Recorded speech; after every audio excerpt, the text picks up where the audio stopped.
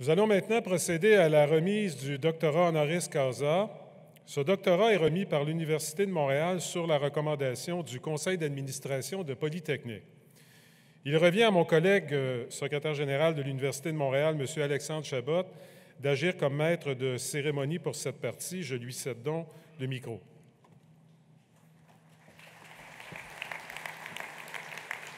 Merci, M. Maurice.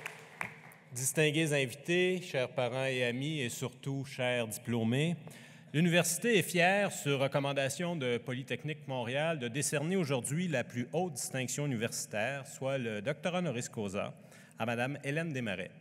Sans plus tarder, j'invite le recteur, M. Guy Breton, à vous adresser la parole.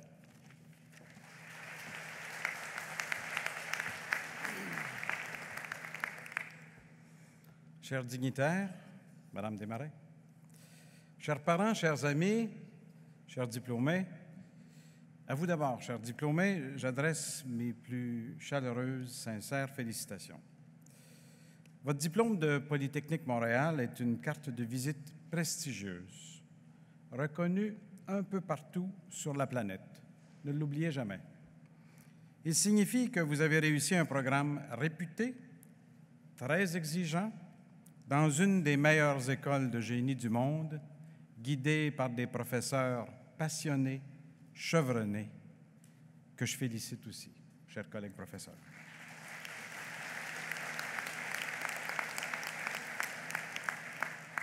Chers diplômés, vous représentez l'avenir d'une profession d'avenir. Il y a plein de défis de notre époque qui doivent être relevés avec le concours d'ingénieurs. Transport, environnement, communication, technologie de santé, nanotechnologie, etc. Les ingénieurs sont un peu partout. Vous façonnez le monde à votre façon. Et vous arrivez à un moment où l'urgence des défis nous commande de tout repenser. Le monde a besoin de vous. Vous êtes le Québec, vous êtes le Canada à son meilleur, vous êtes Montréal dans toute sa grandeur. Il est particulièrement réjouissant que ce moment de couronnement soit aussi un moment d'inspiration, et je m'explique. Nous avons aujourd'hui le très grand plaisir d'honorer une formidable amie de l'Université de Montréal et de ses écoles affiliées, HEC Montréal et Polytechnique Montréal. Elle est surtout un modèle d'engagement social, d'engagement économique, une véritable inspiration pour vous, chers diplômés. Madame Hélène Desmarais a laissé une marque indélébile sur Montréal. C'est sans contredit. On connaît bien sûr l'illustre famille pour son mécénat actif, mais nous parlerons aujourd'hui d'une autre dimension de son engagement. Ce doctorat honorifique de l'Université de Montréal, remis à Mme Desmarais sur la recommandation de Polytechnique Montréal, nous permet de reconnaître son extraordinaire apport à l'entrepreneuriat, à l'innovation technologique. On sait trop peu qu'au milieu des années 90, donc il y a pratiquement 25 ans, à l'époque où Internet était encore de la sorcellerie pour le commun des mortels, Hélène Desmarais, elle saisissait déjà l'ampleur du phénomène. Elle a mis sur pied une fondation dédiée à l'innovation, devenue le premier incubateur technologique. C'était la poussée initiale sur la roue de la révolution numérique à Montréal, il y a pratiquement 25 ans. Merci, Mme Desmarais, pour cela et pour tout le reste. Merci, Mme Desmarais, pour votre dynamisme, votre engagement, votre audace, votre persistance.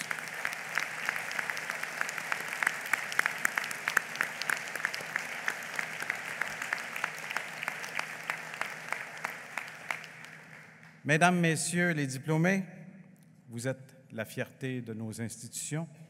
Félicitations à toutes et à tous. Merci beaucoup.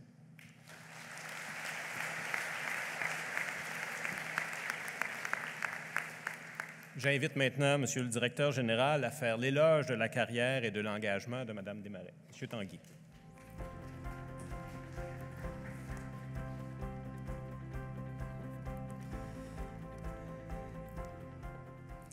Mesdames et Messieurs, chers diplômés, c'est avec grand plaisir que nous désirons souligner aujourd'hui la grande contribution d'une administratrice visionnaire et gestionnaire de classe mondiale, une personne qui se dédie à concrétiser ici les tendances émergentes du développement économique international.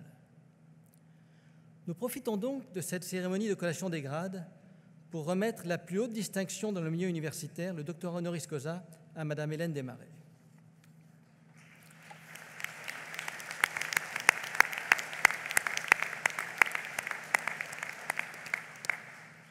Madame Desmarais est diplômée en finance de HEC Montréal, une institution dont elle est depuis 2003 présidente du conseil d'administration, devenant ainsi la première femme à occuper ce poste. Son passage à HEC Montréal et son implication au sein de cette institution ne sont pas étrangers au rôle qu'elle joue dans l'univers économique montréalais et au rayonnement international qu'elle s'emploie à donner aux talents qui foisonnent à Montréal. Une des premières idées structurantes qu'elle a développées est le soutien à l'entrepreneuriat technologique par la création du Centre d'entreprise et d'innovation de Montréal, le CEIM, qu'elle a fondé et qu'elle dirige. Premier incubateur technologique en son genre au Canada, et toujours le plus important, ce centre soutient le démarrage et le développement d'entreprises spécialisées dans les domaines des technologies de l'information, des nouveaux médias, des technologies vertes et industrielles et des sciences de la vie. Cette impulsion à soutenir l'entrepreneuriat dans des secteurs de pointe, elle l'a également appliquée au monde des biotechnologies, avec Gestion Biocapital, première société de fonds de capital de risque spécialisée en démarrage d'entreprises biotechnologiques, dont elle fut présidente du conseil pendant une dizaine d'années. Cette capacité à accélérer les mouvements d'un écosystème autour d'une tendance porteuse, Hélène Desmarais s'affaire actuellement à l'appliquer à l'univers de l'intelligence artificielle avec Scale AI, Ivadolab, CDL AI et Next AI. Entrepreneuriat et technologie de pointe, deux réalités qui résonnent fortement à la fois à Polytechnique et à HEC et qui se dégagent du parcours d'Hélène Desmarais. Le tout avec une ambition de faire sa marque à l'échelle mondiale. Si elle a un impact majeur dans le monde économique, la carrière de Mme Desmarais se caractérise aussi par la diversité de ses engagements au sein de nombreux organismes aux vocations diverses, de l'Orchestre symphonique de Montréal, à la Chambre de commerce du Montréal métropolitain, en passant par la Société d'investissement jeunesse et le Conseil de recherche médicale du Canada. Elle participe à l'avancement de la société par son engagement personnel au sein d'organismes universitaires et culturels ou encore qui œuvrent à la protection et au bien-être des personnes. Pour Polytechnique Montréal, Hélène Desmarais représente un modèle de dynamisme et de dévouement exemplaire dans le développement socio-économique et culturel de la société québécoise. Elle sait réunir forces entrepreneuriales et technologies de pointe dans une perspective de développement. Ainsi, pour reconnaître ses qualités et ses nombreuses réalisations, Polytechnique est fière de lui décerner un doctorat honoris causa qui souligne son engagement indéfectible à la protection du monde des affaires. Merci et félicitations.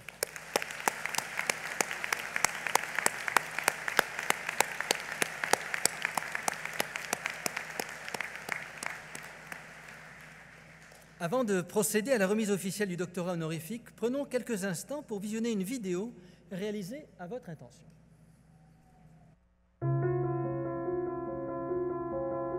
Hélène encourage toujours les collègues ici à viser haut, à viser les meilleures normes internationales. Et ça, donc, c'est un exercice continu depuis de nombreuses années. C'est une personne qui amène les équipes à épouser des valeurs, à viser l'excellence. Elle nous fixe toujours des objectifs ambitieux. Mais non seulement elle fixe ses objectifs, mais elle se met elle-même à l'œuvre pour qu'on les atteigne. À travers le temps, ce que j'ai découvert en Hélène Desmarais, c'est quelqu'un qui comprend bien le développement de la base économique. Il faut se rappeler qu'Hélène Desmarais a mis en place un incubateur, le CEIM, à une époque, il y a plus de 20 ans, où c'était pas si à la mode, les incubateurs. Il fallait voir, il fallait comprendre ce dont avaient besoin les jeunes entreprises. Elle s'implique dans plein de secteurs. Elle touche plein de groupes, niveau culturel, niveau social, économique, scientifique, universitaire. Et le dernier en date, évidemment, c'est l'intelligence artificielle, où elle travaille avec tout ce qui bouge à Montréal et amène des ressources phénoménales pour alimenter cet écosystème. Hélène Desmarais and I are the co-founders of Ivado Labs. That is a consulting firm having as mission the adoption of AI in supply chain especially. And she's driven by the idea of building bridges between science and business. And this means essentially having a scientist part of the decision process of how to build business around the scientific discoveries in the last few years. The reason why she is so strong in being able to mobilize the ecosystem is that it's impossible to say no to Hélène. So essentially she's so energetic, it's very hard to ignore the importance of what she has to say. Elle est très déterminée. Elle lâche pas. Elle va déployer énormément d'efforts. On ne réussira pas à la décourager et elle va entraîner les gens avec elle. Donc ça, c'est une grande capacité de leadership. C'est très, très inspirant. Elle recharge ses batteries là, plus vite qu'à peu près n'importe qui. Par la force de son engagement, ça donne envie à tout le monde de dire « OK, je vais t'aider, Hélène ». Elle est capable de les amener à s'engager, de les amener à contribuer. Puis à la fin, il y a des choses énormes qui se passent. C'est quelqu'un qui, à mon avis, et je l'ai dit à plusieurs reprises, est la grande dame de Montréal. Congratulations, it has been an amazing journey so far, and I think this honorary doctorate is a great milestone for you. I'm very happy to be here to celebrate that. Toutes mes félicitations pour l'obtention de ce doctorat honoris causa, combien mérité. Alors bravo à toi et bonne continuation.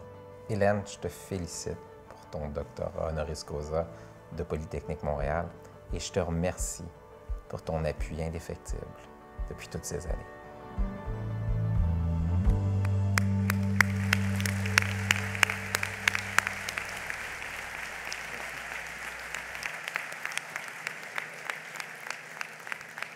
Merci, M. Tanguy. J'invite Mme Desmarais, le directeur général, la principale, le chancelier de l'université, le recteur, à s'avancer.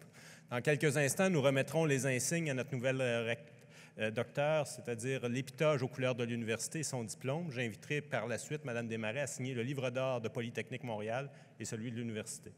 Monsieur le recteur, vous êtes prié de remettre en séance solennelle un doctorat honoris causa à Mme Hélène Desmarais.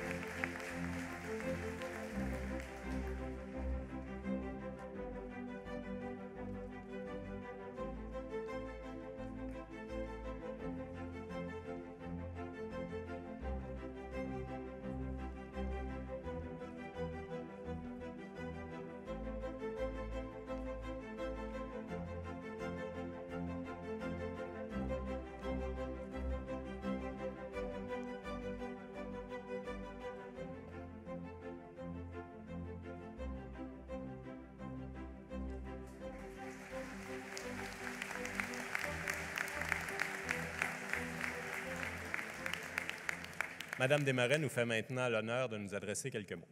À vous.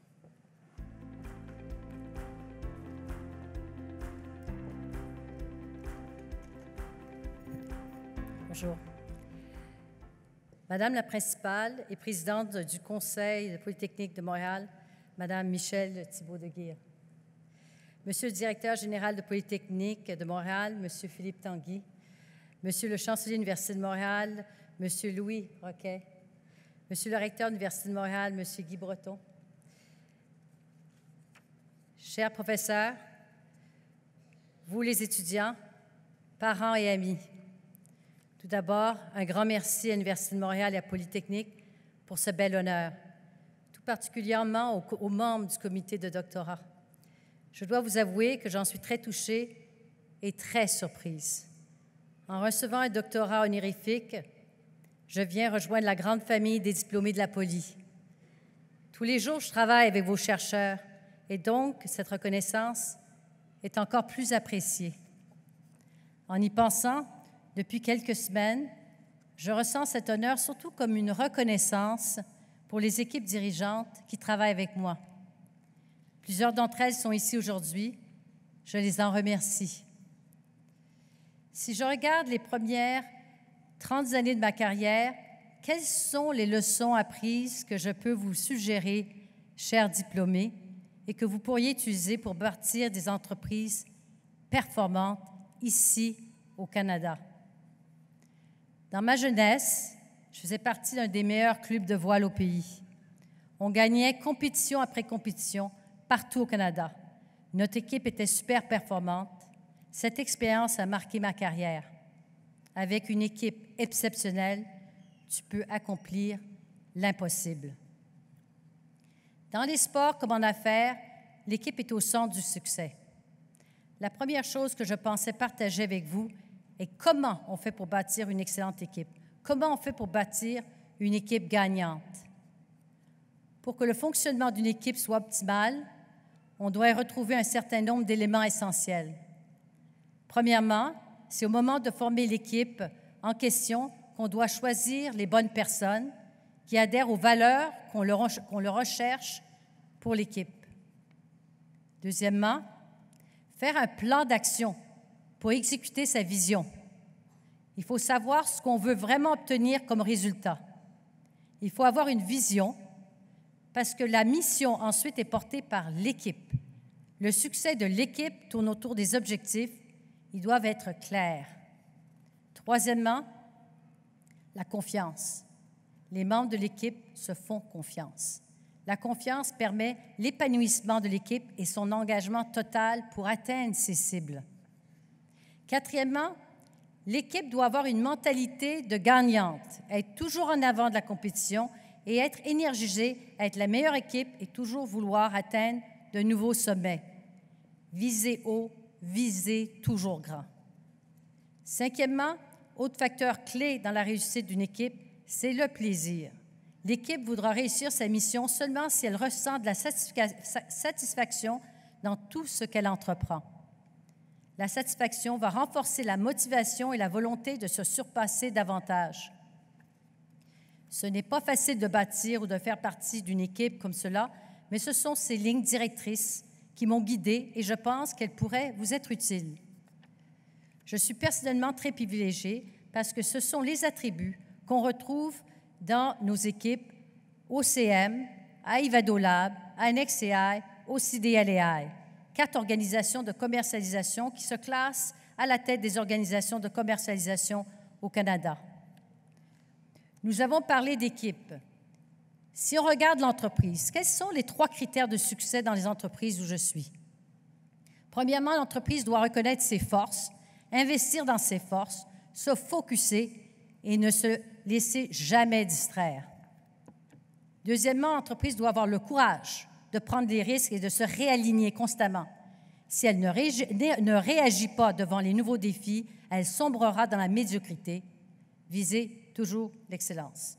Troisièmement, l'entreprise ne doit jamais faire de compromis sur les valeurs pour faire des gains à court terme. N'oublions pas qu'une entreprise prend des années à se construire, mais sa réputation peut être détruite en quelques jours. Ce sont ces leçons qui ont contribué au succès des entreprises que j'ai bâties avec mes équipes et qui nous aident à livrer notre mission, qui est le transfert des technologies des universités à l'industrie et la création d'entreprises en technologie avec ses gradués au Canada. Quand je pense à ma carrière, autre que l'équipe et l'entreprise, il y a 5 leçons que j'aimerais partager avec vous. Saisir les opportunités, surpasser les atteintes constamment, rester simple, apprendre à demeurer résilient et rester intègre. La première, votre carrière est un test continuel d'opportunités. Les opportunités saisies amènent d'autres opportunités. Plus on en saisit, plus on prend de l'expérience, plus on développe nos instincts d'affaires et meilleure devient notre confiance à prendre les bonnes décisions, donc plus fort on est.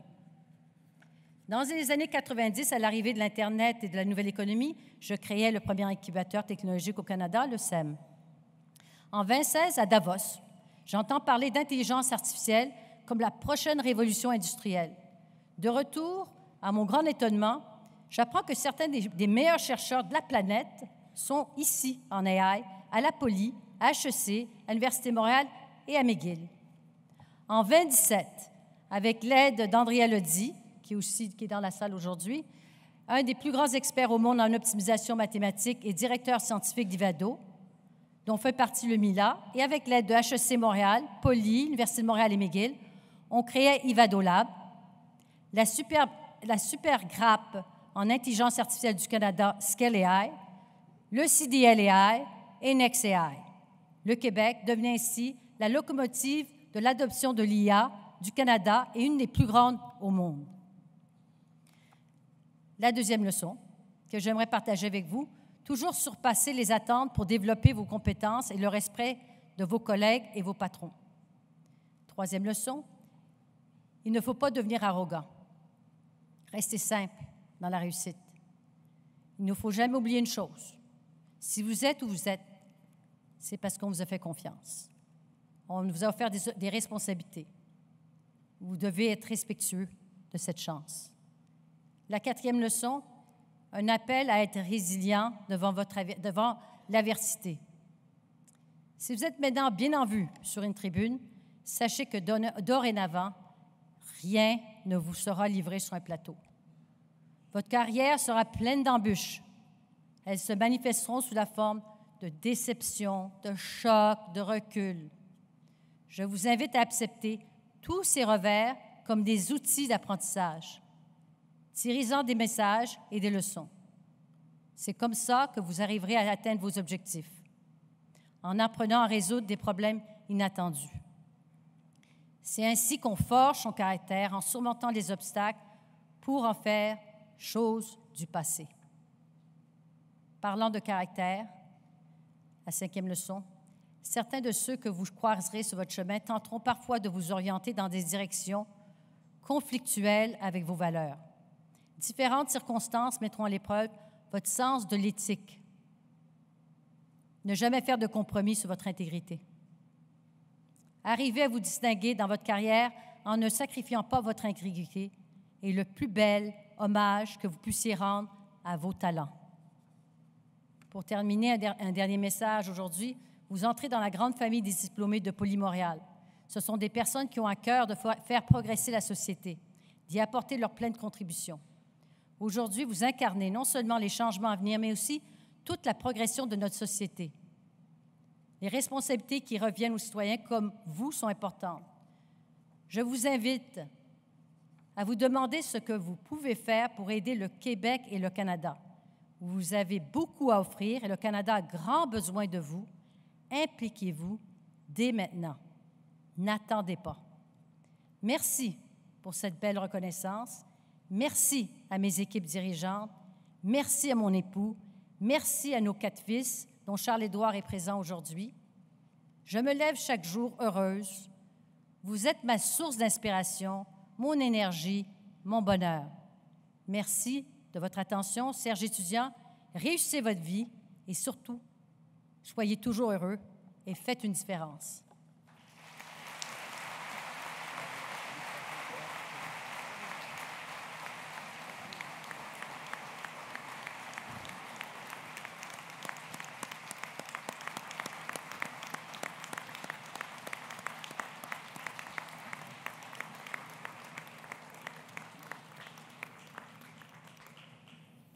Alors, merci et félicitations encore une fois, Madame Desmarais. Merci, Mesdames et Messieurs.